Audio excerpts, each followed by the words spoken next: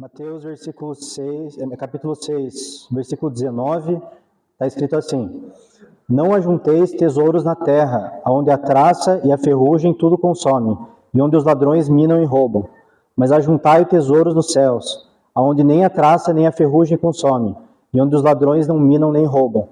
Porque onde estiver o vosso tesouro, aí também estará o vosso coração. Hoje a gente vai falar bastante sobre o coração humano, sobre a importância de onde a gente deposita a nossa confiança, a importância de onde a gente procura depositar os nossos bens, se são em bens materiais ou bens espirituais. Hoje a gente vai falar um pouquinho sobre esse tema que é tão importante no Sermão da Montanha. É um tema que a gente pode dizer que o Sermão da Montanha ele é vida, né? Ele é vida de como todos nós devemos viver. Ele fala sobre o nosso pão cotidiano, sobre a simples comunhão, sobre o amor ao próximo. E se tem uma coisa que eu tenho aprendido muito ultimamente, é que cristianismo é amor. Cristianismo ele é amor, Deus ele é amor. E é muito interessante que em 1 Coríntios, no capítulo 8, o apóstolo Paulo ele fala assim, que o conhecimento ele incha, mas o amor edifica. Isso não quer dizer que a gente não pode ter conhecimento, muito pelo contrário. Todos nós somos exortados a termos conhecimento, sim, mas se nós tivermos só conhecimento e não aplicarmos esse conhecimento na prática, e não amarmos, estaremos só sendo inchados e não estaremos amando e cumprindo o mandamento de Jesus. Porque vocês lembram que toda a lei se resume no amor. Jesus ele fala, né, o amor ao próximo e o amor a Deus. Nesse sentido, o Senhor Jesus, nesse Sermão na Montanha, ele contrasta as ideias espirituais de um lado e a conduta moral adequada do outro. Seria assim, ele ensina que a ira, ela traz por um lado o fruto que é o homicídio.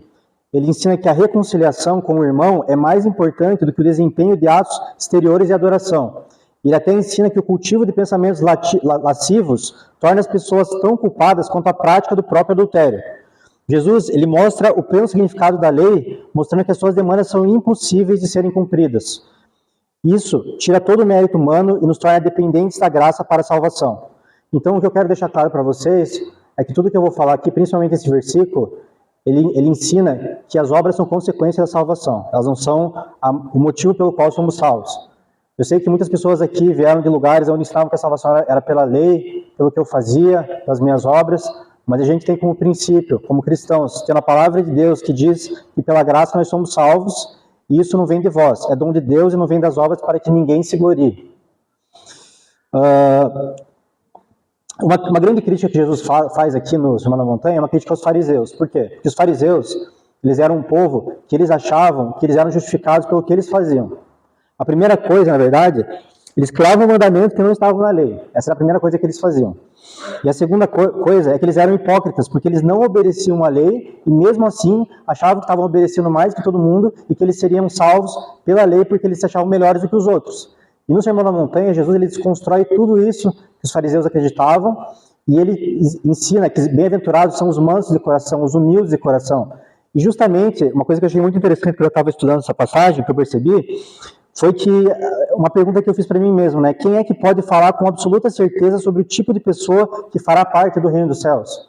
Só Deus, só o Filho de Deus pode ter feito isso. Então Jesus, quando ele escreve as bem-aventuranças, ele está dizendo, eu sou Deus, eu não sou um moralista, eu não sou Gandhi, eu não sou Buda, eu não sou alguém com quem vocês podem me comparar, porque aqui nesse Sermão da Montanha eu estou dizendo, eu sou Deus.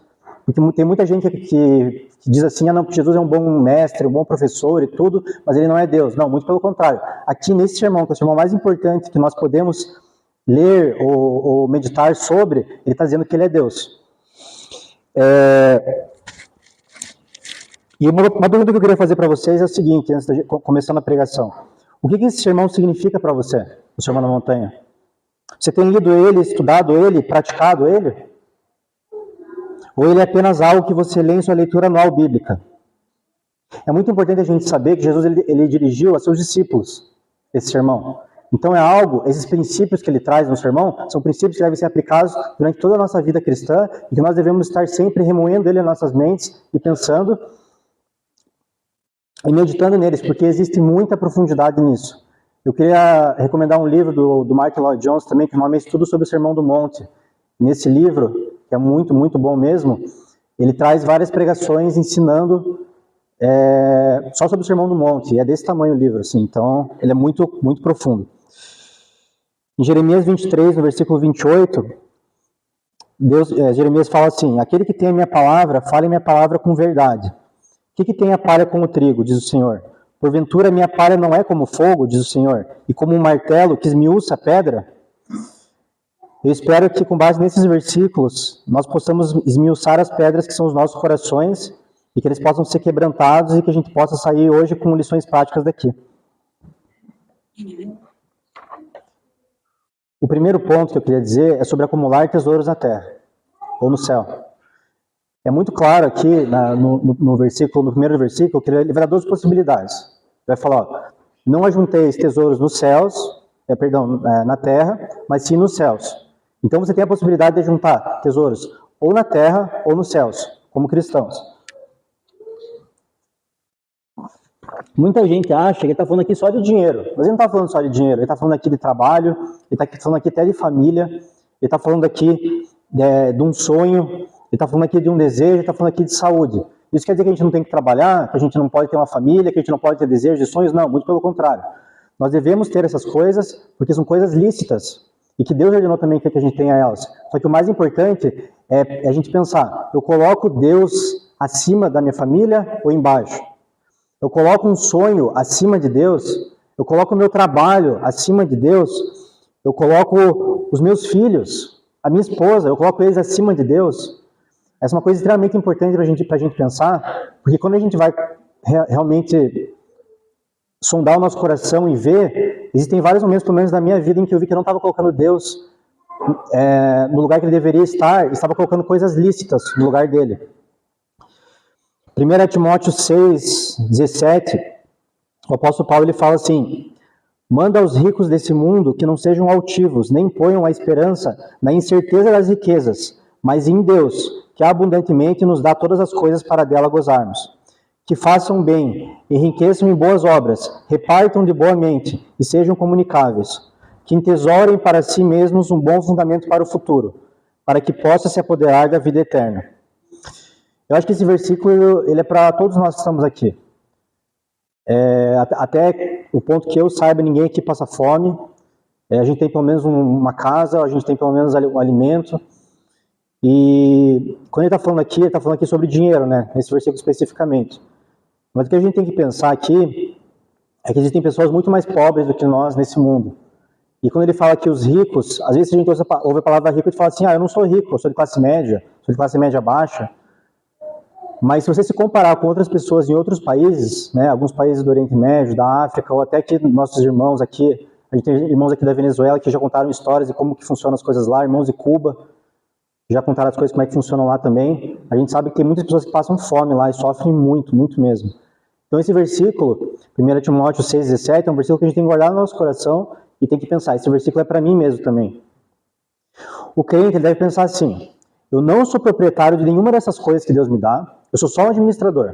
Tem até uma parábola que Jesus falou que foi a parábola do administrador fiel. Eu sou um administrador fiel, elas foram entregues para mim como um empréstimo, pois na realidade elas não me pertencem.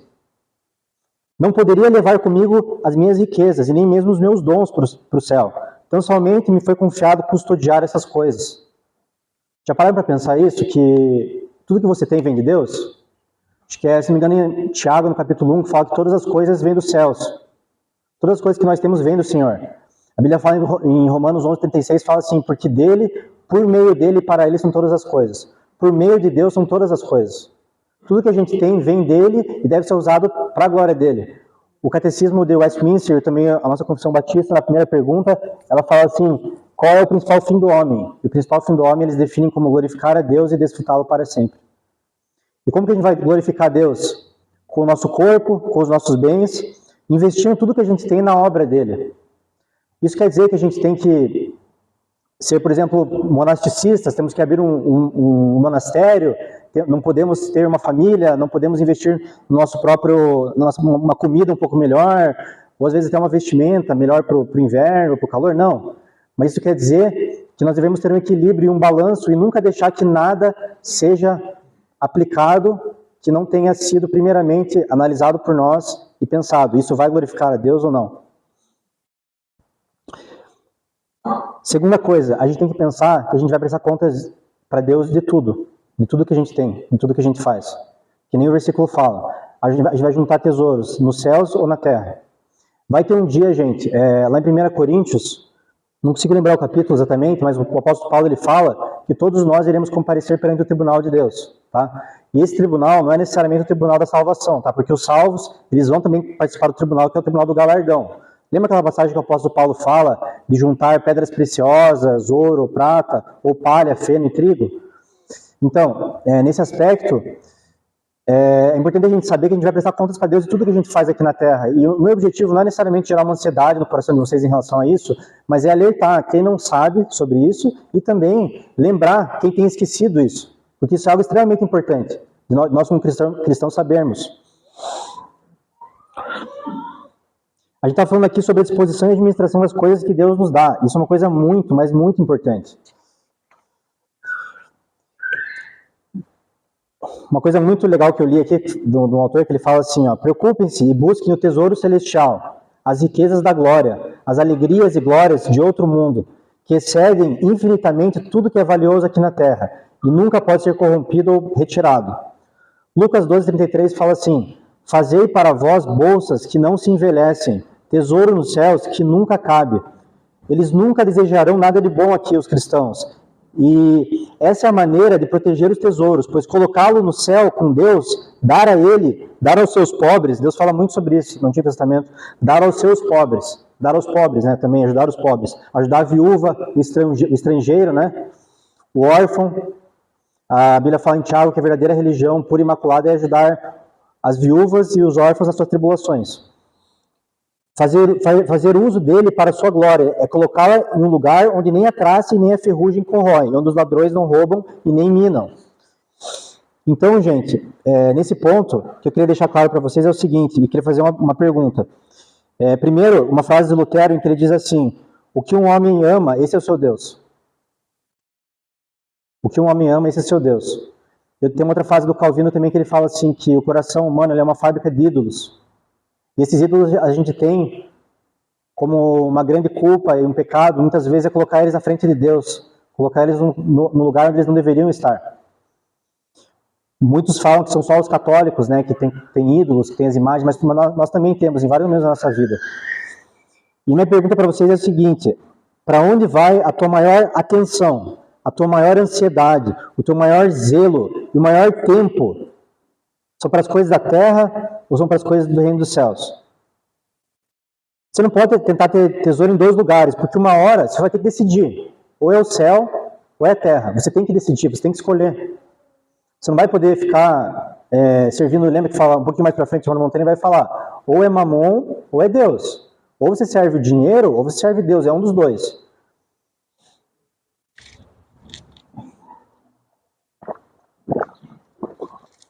Aonde você tem a juntar os teus tesouros, nos céus ou na terra? O segundo ponto que eu queria deixar aqui para você é o seguinte, que as coisas do céu são eternas e as coisas da terra são passageiras. Se a gente for ler o versículo de novo, ele fala que as coisas da terra, a traça e a ferrugem tudo consomem, e os ladrões minam e roubam. Traça é um bichinho, tem a traça de livro, de roupa, que eles acabam consumindo, né, com o tempo, livros e roupas, esse tipo de coisa. E os tesouros dos céus, a traça e nem a ferrugem não consomem, e os ladrões também não conseguem minar e nem roubar. Uma coisa assim que a gente sempre tem que estar ouvindo é que as coisas aqui da terra são passageiras, transitórias e efêmeras, um dia elas vão acabar. Isso é algo que a gente tem que ficar sempre pensando. Tem uma frase do Jonathan Edwards que ele fala assim, Senhor, grava a eternidade nos meus olhos. Essa frase é muito bonita, né? É uma frase, ele fala assim, sabe, que eu possa ver a eternidade, que eu possa meditar na eternidade, que eu possa pensar nela, porque esse mundo ele passa assim e logo depois a gente vai estar diante de Deus, salvos, glória a Deus por isso, mas, sabe, a gente vai querer ter feito talvez muito mais para Deus do que a gente já fez, olhando para nossas vidas nesse momento. E é muito interessante que a impureza das coisas do mundo, ela não pode ser eliminada, não tem como. A traça e a ferrugem sempre vão estar lá corroendo. Não tem como parar de corroer. E os ladrões, eles sempre vão minar e roubar. Uma analogia interessante, eu estava colocando cerca elétrica na minha casa, câmera, tal, e eu conversei com o Nelson lá, que era da Intelbras, ele falou assim para mim: Otávio, você pode fazer o que você quiser, mas se os caras quiserem, eles vão dar um jeito e eles vão tentar invadir. E eles vão conseguir invadir. E então essa é uma outra prova de que esse versículo aqui também é muito interessante, né? Que os ladrões, eles conseguem, se eles quiserem minar e roubar, eles vão roubar. Só que as coisas do céu, elas não podem ser roubadas. Olha que frase bonita essa aqui do Martin Lloyd Jones, que ele fala assim: essas realidades celestiais são imperecíveis, e os ladrões não podem arrombar-nos a casa a fim de roubá-las. Por que eles não podem? Porque o próprio Deus está guardando para nós. Jamais aparecerá adversário que possa nos roubar, ou que ao menos possa arrombar a nossa casa de tesouros celestiais. Isso é impossível, pois Deus é o guardião desses tesouros. Toda a carne, 1 Pedro 1, 24 e 25. Toda a carne é como a erva, e toda a glória do homem como a flor da erva. Secou-se a erva e caiu a sua flor, mas a palavra do Senhor permanece para sempre. E essa é a palavra que entre vós foi evangelizada. Gente, saúde. O Steve Jobs, para quem não sabe, acho que ele foi o fundador da Apple, ou um dos presidentes e tal. O cara morreu de câncer. O cara é bilionário. Ele não teve como evitar. A saúde dele pereceu, foi passageira. Lembra do Schumacher? Estava até conversando com o meu médico essa semana sobre o Schumacher. Para quem não sabe, o Schumacher, né, que foi aquele grande campeão da Fórmula 1, ele estava esquiando lá, acho que na Áustria, na Suíça, e ele bateu com a cabeça num tronco, e eu vi um podcast do pessoal falando. Ele tem, desde 2013, se eu não me engano, ele tem uma espécie de uma UTI lá na casa dele, tem tudo que você imagina, e assim, a evolução dele não foi o suficiente, pelo menos para ele sair em público até agora. Então isso quer dizer o quê? A nossa saúde, as coisas desse mundo, elas são passageiras, a gente não tem controle sobre elas. Não tem como a gente saber com certeza que elas vão permanecer, mas as coisas do céu, a gente sabe que vão. Eu vi uma notícia ontem, para quem não sabe, né, o Israel foi atacado pelo Hamas lá, e eles acertaram Tel Aviv, que é a capital. Eu vi um vídeo de um brasileiro que mora lá, ele estava numa rave, estava lá numa balada, 5 da manhã, estava escondido num bunker. E daí, quando ele viu, acho que não teve mais contato com ele, pelo que eu vi hoje de manhã. Né? Não sei se ele sumiu, se mataram ele, se ele fugiu, mas assim, era uma pessoa que estava também com a saúde, jovem, estava tranquilo na vida dele, estava lá aproveitando o mundo, né, na visão dele, e de repente tudo acabou, né? A guerra, um leito de morte, essas coisas são passageiras, elas não são eternas. João, capítulo 6, versículo 27, Jesus falou assim: trabalhem não pela comida que perece, mas pela comida que permanece para a vida eterna. O que Jesus está falando? A comida aqui da terra perece, mas a comida dos céus permanece para a vida eterna. A qual o Filho do Homem vos dará. 1 Pedro 1,4 fala que a nossa herança ela é incorruptível, ela é incontaminável, e ela não se pode murchar, e ela é guardada nos céus para nós. 2 Coríntios 4,18 fala para a gente não atentar nas coisas que se veem, mas sim nas coisas que não se veem, porque as coisas que se veem são temporais, e as coisas que não se veem são eternas. Sabe, já parando para pensar, assim, isso é algo assim que a gente tem que meditar mais, eu acho, pelo menos eu. Isso aqui tudo vai acabar um dia. Vai acabar. A tua casa vai acabar, o teu carro vai acabar, a tua saúde vai acabar no sentido, né, de ter esse corpo aqui que é corruptível. Toda essa nossa realidade vai acabar. Esse mundo, ele é um cárcere, e ele exerce o seu terrível efeito sobre nós, a menos que tenhamos consciência desse fato e nos resguardemos dele. Esse domínio, esse poder, ele chega a conquistar-nos e transformar-nos em escravos seus. Mesmo o cristão, em muitos momentos da vida dele, ele tem a tendência de focar demais nas coisas desse mundo. Tem um versículo tão triste que fala de um rapaz chamado Demas, que ajudou o apóstolo Paulo, e na última carta que o apóstolo Paulo escreveu, que foi 2 Timóteo, Paulo escreveu assim: porque Demas me desamparou, amando o presente século, e foi para Tessalônica. Sabe, Demas, ele tinha ajudado tanto Paulo, mas ele amou esse presente século. Ele não quis ficar com as coisas de Deus. Jesus fala: olhai por vós, não aconteça que os vossos corações se carreguem de glutonaria, de embriaguez e dos cuidados da vida, e venha sobre vós o improviso daquele dia.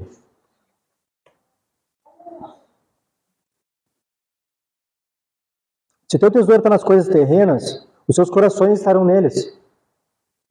Em suas bolsas, seus cofres, armazéns, e assim suas almas correrão o risco de se perder, cuja perda será irreparável, embora você deva ganhar o mundo inteiro.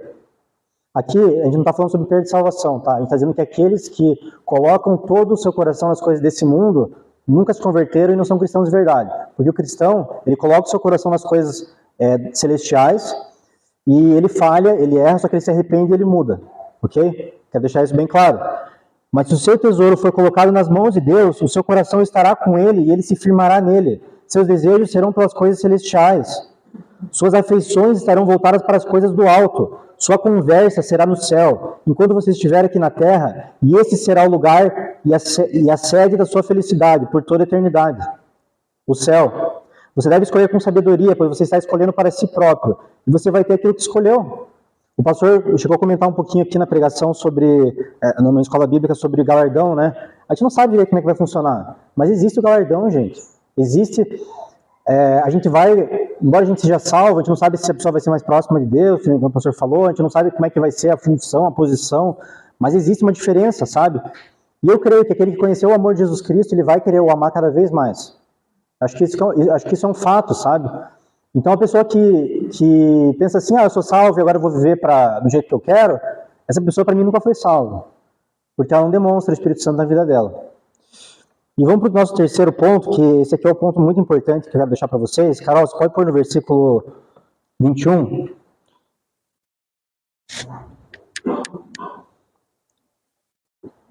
O versículo 21 vai falar assim: porque aonde estiver o vosso tesouro, aí estará o vosso coração. Para quem não sabe, a Bíblia foi escrita em grego, o Novo Testamento foi escrito em grego, né? E a palavra aqui no grego para coração é cardia, que quer dizer pensamentos ou sentimentos. Tem um versículo que Jesus fala assim, em Mateus 12:35, ele fala assim, que o homem bom tira boas coisas do bom tesouro do seu coração, e o homem mau, do mau tesouro, tira coisas más.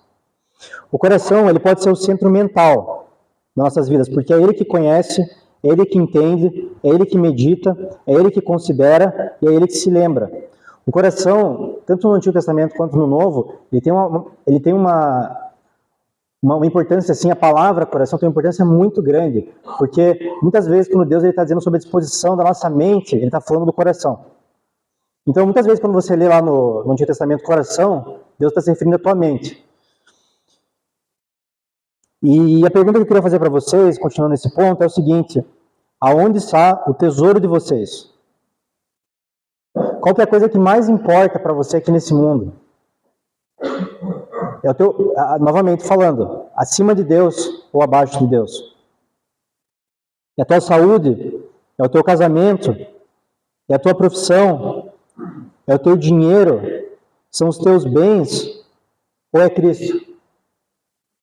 E eu acho que nesse momento cada um pode fazer uma sonda dos seus corações e só você pode dizer. Porque eu não conheço o teu coração, eu não conheço o coração do irmão Javier, eu não conheço o coração dos irmãos que estão aqui, eu conheço o meu coração. O Espírito Santo, ele testifica com o meu coração, porque eu sei o que eu faço de errado e o que eu faço de certo.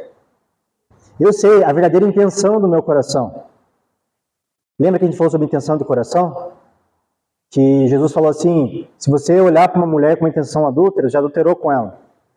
Então podia ter muito fariseu naquela época, que eles não necessariamente adulteravam, mas que eles olhavam com uma intenção lasciva, eles estavam adulterando já. E a pergunta que a gente tem que se fazer para nós hoje é justamente essa: aonde que está o meu coração? Tem um versículo que fala assim, em 2 Coríntios 13:5, examinai-vos a vós mesmos, se realmente estáis na fé, provai-vos a vós mesmos, ou não reconheceis que Jesus Cristo está em vós, senão é que já estáis reprovados. Eu quero citar aqui 4 exemplos, assim, que para mim são exemplos maravilhosos na palavra de Deus, como culminando no exemplo de Cristo. Primeiro, o exemplo de Moisés. Se você puder colocar em Hebreus 11:24, Carol. São exemplos de pessoas que colocaram o coração dele nas coisas dos céus. É o exemplo de pessoas que não focaram aqui nas coisas da terra, mas sim nas coisas dos céus. Primeiro, Hebreus 11:24, Moisés. Pela fé, Moisés, sendo já grande, recusou ser chamado filho da filha de Faraó, escolhendo, antes de ser maltratado como povo de Deus, do que por um pouco de tempo ter o gozo do pecado, tendo por maiores riquezas o vituperio de Cristo do que os tesouros do Egito, porque tinha em vista a recompensa. Moisés, ele podia ter ficado no Egito, ele podia ter ficado lá na família do faraó, ele podia ter tido todos os prazeres imagináveis do mundo, mas ele quis buscar os tesouros celestiais e não os tesouros da terra. Por quê? Porque ele entendeu que as riquezas que ele tinha nos céus eram muito maiores do que qualquer riqueza que ele poderia ter aqui na terra.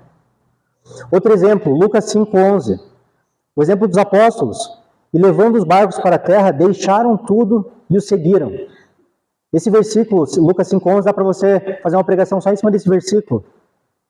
Toda vez que eu leio essa passagem dos evangelhos, eu fico assim, nossa, eles deixaram tudo e o seguiram. Por quê? Porque eles tinham entendido também que Jesus era Deus, que Jesus era o Filho de Deus que estava aqui na terra.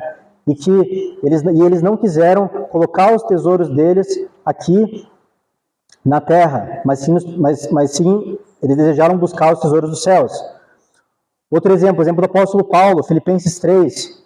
Mas o que para mim era ganho, reputei-o perda por Cristo. E na verdade, eu tenho também por perda, olha o que ele fala, apóstolo Paulo, todas as coisas, pela excelência do conhecimento de Cristo Jesus, meu Senhor, pelo qual eu sofri a perda de todas as coisas, e eu os considero como lixo, para que possa ganhar a Cristo.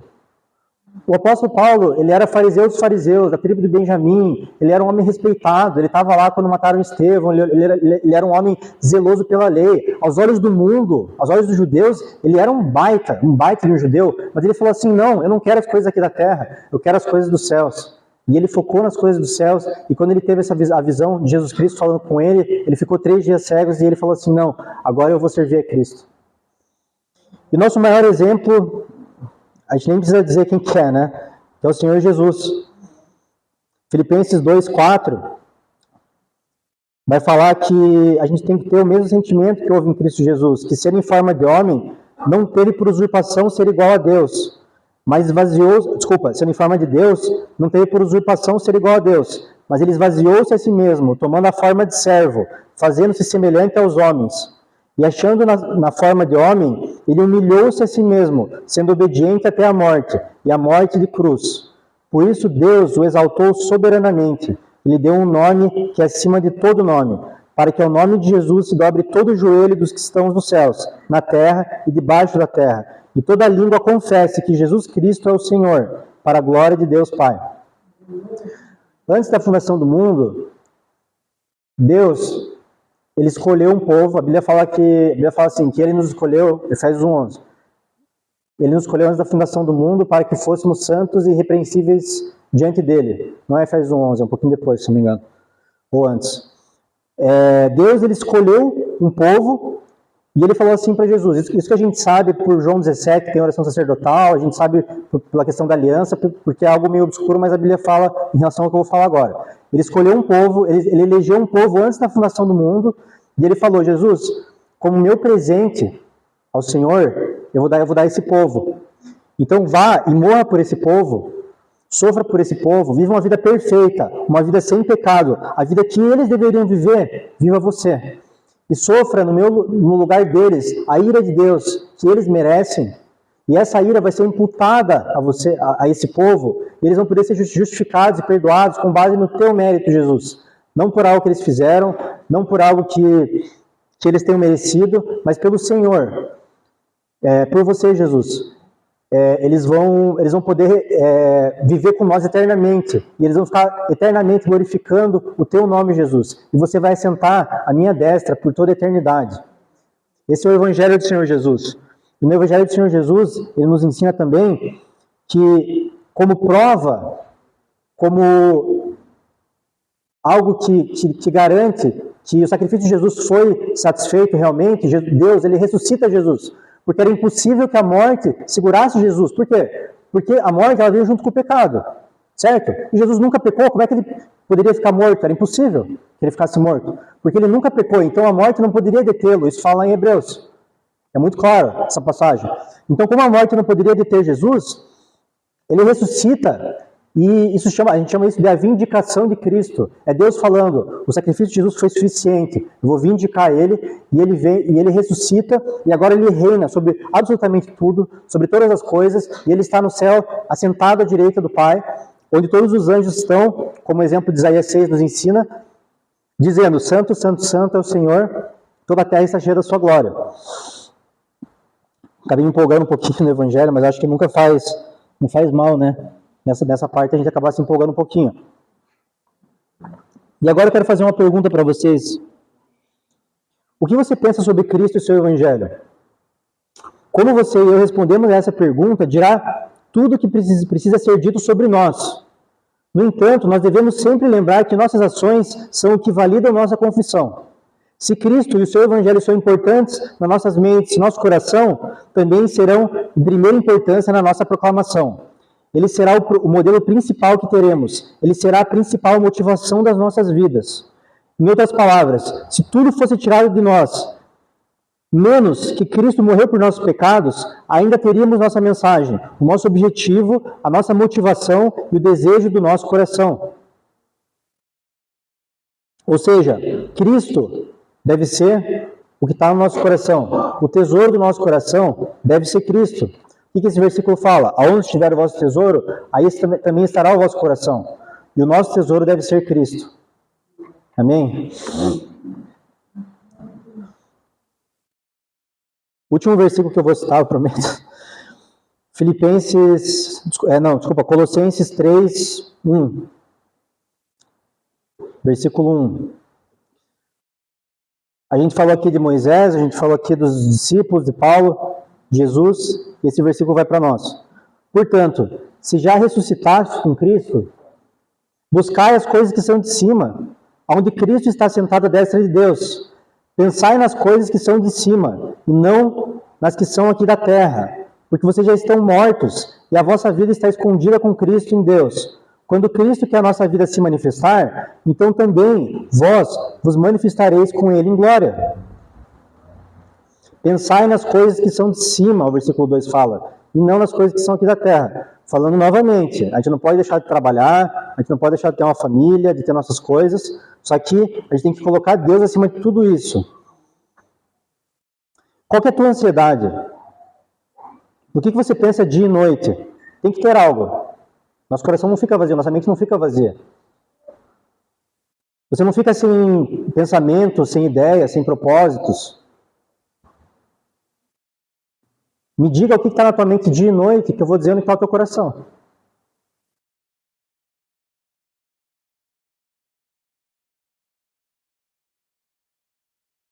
E eu acho que o que fica de lição para nós aqui são duas coisas. Primeiro, o arrependimento necessário, né? Para todos nós. Arrependa-se e fuja da hipocrisia se você estiver vivendo nela. Eu fui ler e eu vi que a palavra hipocrisia ela vem de uma palavra grega que o nome é hipócrites. Que essa palavra ela era aplicada no teatro grego aos atores, porque eles fingiam ser alguém que eles não eram. Jesus ele usou esse termo mais de 20 vezes. E ele advertiu os seus discípulos contra o fermento dos fariseus, que é a hipocrisia. É por isso que Jesus falava tanto dos fariseus, né? Em relação à hipocrisia. Ele diagnosticou os fariseus como parecendo justos aos homens, mas estando cheio de hipocrisia e iniquidade por dentro. Ele fala que os fariseus eles eram iguais aos sepulcros caiados, né? Os sepulcros que eles eram muito bonitos por fora, mas por dentro só tinha coisa podre. E se você está nessa situação, que nem eu disse, o coração de cada um aqui sabe dizer. Eu digo para você se arrepender, e porque Deus ele é misericordioso, e Ele está mostrando para você aqui a palavra dEle. Ele está expondo aqui para vocês a palavra dEle. E Deus, Ele é longânimo, Ele é misericordioso. A Bíblia fala que Ele não quer que nenhum dos homens se arrependam, mas que todos venham ao conhecimento da salvação. E eu falo isso só para você que não conhece o Senhor Jesus, mas também para aqueles que conhecem e estão vivendo numa fase na vida de vocês em que vocês estão longe, quando o coração de vocês está longe de Deus. O dia da salvação, o dia da mudança é hoje, não é amanhã. Gosto muito daquela passagem, né? Hoje é o dia da salvação. Quando a gente vai evangelizar na rua, às vezes tem pessoas que falam assim, ah, beleza, eu ouvi, ah, mas eu não quero agora, vou esperar viver mais alguns anos, daí eu me arrependo depois, sabe? Mas existe um grande problema de você fazer isso, é que se Deus estiver falando com você nesse momento, existe a possibilidade de, como Romanos 1 fala, Ele entregar você aos desejos dos seus corações. E teu coração ficar endurecido em relação a isso. Então, eu estou pedindo, eu estou implorando para cada um que está aqui, e se o Espírito Santo estiver falando com você nesse momento, mude, arrepende-se, arrependa-se. Chega em casa hoje à tarde, hoje é dia do Senhor, hoje é domingo, está chovendo, não vai poder fazer nada fora, pelo menos na natureza. E ore, pegue a palavra de Deus, ore, fale com o Senhor. Sabe, que nem eu falei, Deus é amor, cristianismo é amor. Ele está pronto para perdoar. Eu ouvi uma frase, e eu ouvi dois pastores assim, que tem muito mais conhecimento do que eu falando uma vez, eles falaram assim, que Deus está mais disposto a perdoar do que a condenar. Nosso Deus é um Deus que perdoa, um Deus que ama. Jesus fala assim, aquele que vier até mim, de maneira alguma o rejeitarei. Uma promessa, de maneira alguma o rejeitarei. Tudo isso aqui é passageiro, e o céu é algo muito melhor do que nós podemos imaginar. Última coisa que eu quero falar para vocês é isso aqui. No Apocalipse 21 fala, e Deus limpará de seus olhos toda lágrima. Não vai mais ter morte, pranto, clamor, doença, dor. Jesus fala em João 14, na casa do meu pai há muitas moradas. Se não fosse assim, eu teria dito para vocês, vou preparar um lugar. Jesus está falando, tem muita morada na casa do meu pai. O apóstolo Paulo, ele fala assim, que ele foi para o céu, 2 Coríntios capítulo 12, quando ele fala sobre o espinho na carne dele, ele fala assim, olha, eu fui para o céu, eu fui transportado, eu não sei explicar isso, mas eu fui para o céu. Ele fala que ele foi para o terceiro céu, né? Os judeus chamavam o paraíso de terceiro céu. Ele foi para o terceiro céu e ele viu coisas, ele fala assim, que não era lícito que o homem fale. Eram coisas que não tem palavras para descrever e não é lícito. Eu não posso falar sobre isso aqui. Então, sabe, estuda a vida do apóstolo Paulo e veja, olha o que esse homem fez por... Ele era pecador, mas olha o que esse homem fez. Quantas tribulações, angústias, prisões, naufrágios. O que esse homem fez por Cristo? E pode ter certeza que Deus, ele colocou esse espinho na carne, ele fala, para que ele não se exaltasse pela excelência do que o apóstolo Paulo tinha visto no céu. Ele viu o céu e falou, nossa, e eu vou viver para Deus com certeza. Eu já queria viver, vou viver muito mais agora, porque eu vi o que Deus tem preparado para mim. Tem um versículo que ele usa de uma maneira tão errada, né? Mas a Bíblia fala que aquilo que os olhos não viram, o ouvido não viu, são as coisas preparadas que Deus tem para aqueles que o amam. E eu entendo que essa passagem se refere ao céu. Medite nisso, gente. A gente perde hoje em dia, larga um pouco assim o Netflix, sabe? Larga o futebol, a televisão, os jogos. E tem uma prática que os puritanos tinham muito forte, que era a meditação. Medite mais. Na palavra de Deus eu digo, né? Não a meditação budista. Mas a meditação assim. Peça ajuda para o Espírito Santo te auxiliar e você focar mais nos céus. Assim, você juntará tesouros nos céus e não na terra. E o seu tesouro será Cristo e não as riquezas. Amém? Vamos orar então para terminar? Deus, muito obrigado pela tua palavra, Senhor. Obrigado pela liberdade que o Senhor nos dá, Pai. Nós oramos pelos nossos irmãos, Pai, na Coreia do Norte, Pai. Nós oramos pelos nossos irmãos na Arábia Saudita, na Nigéria, Pai. Protege eles, Pai. Permite com que eles possam ler a tua palavra, assim como nós lemos a tua palavra aqui, Pai. Que o Senhor possa ajudar a igreja subterrânea, a igreja escondida. Que eles possam ter acesso à tua palavra, Pai. No nome de Jesus, Pai, eu peço isso, Pai. Eu também oro, Pai, para que o Senhor nos enche com o teu Espírito Santo, Pai. O teu Espírito que possa falar com cada um dos corações que estão aqui, Pai. E que a gente possa olhar e ver aonde está o tesouro do nosso coração, Pai. Se são nas coisas aqui da terra ou nas coisas dos céus, Pai. Se for as coisas dos céus, Pai, que maravilhoso, Pai. Eu oro para que a gente tenha cada vez mais, Pai, cada vez mais foco nas coisas dos céus. Se são as coisas aqui da terra, Pai, que a gente possa se arrepender e mudar, Pai. E que a gente possa viver mais para Ti, Pai. Que a gente possa focar em Ti, Pai. E eu oro, Pai, no nome de Jesus, Pai, se tem alguém aqui que não nasceu de novo, Pai, que não conhece o Senhor ainda, Pai, que nesse dia, Pai, que possa se arrepender de seus pecados, Pai, que possa crer em Jesus Cristo como seu Senhor e Salvador, e que possa ser transformado aqui nesse momento, Pai, porque nós queremos que a Tua palavra, Pai, ela é poderosa para discernir, Pai, juntas e medulas, ela é como uma espada, Pai, que penetra, Pai, o coração e que transforma vidas, Pai. Em nome de Jesus, amém.